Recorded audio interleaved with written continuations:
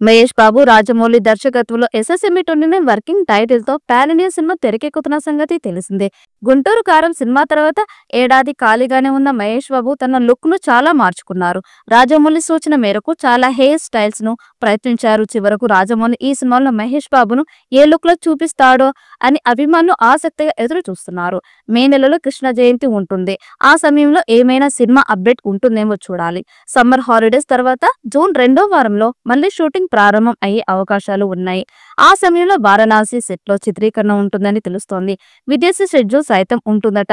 Cinema shooting ఈ ఏడాదిలోనూ పూర్తి చేసే విధంగా రాజమౌళి ప్రయత్నాలు చేస్తున్నారు. 2027లో సినిమా వచ్చే అవకాశం ఉందని అంటున్నారు.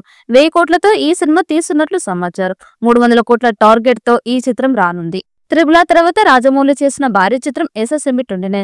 మహేష్ బాబుతో తీస్తున్న ఈ సినిమాకి గరుడ అని టైటిల్ పెడతారని సమాచారం. ఇప్పటి వరకు సినిమా గురించి చిన్న అప్డేట్ కూడా అధికారికంగా రాజమౌళి కానీ ఇతర యూనిట్ సభ్యులు కానీ ఇవ్వడం లేదు. హైదరాబాద్ లో ప్రస్తుతం 3వ షెడ్యూల్ జరుగుతోంది.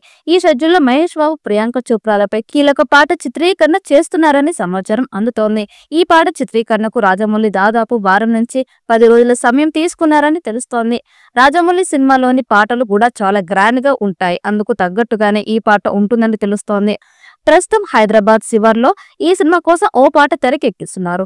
మహేష్, ప్రియాంక చోప్రా ఈ షూట్ లో పాలు పంచుకున్నారు. ఈ రోజుతో ఈ షెడ్యూల్ పూర్తి అవుతోంది. రేపటి నుంచి 40 రోజుల పాటు బ్రేక్ ఇచ్చారు రాజమౌళి. తిరిగి జూన్ 10న షూటింగ్ మొదలు కానుంది. ఈసారి వారణాసి సెట్ లో కీలకమైన సన్నివేశాలు తెరకెక్కిస్తారు.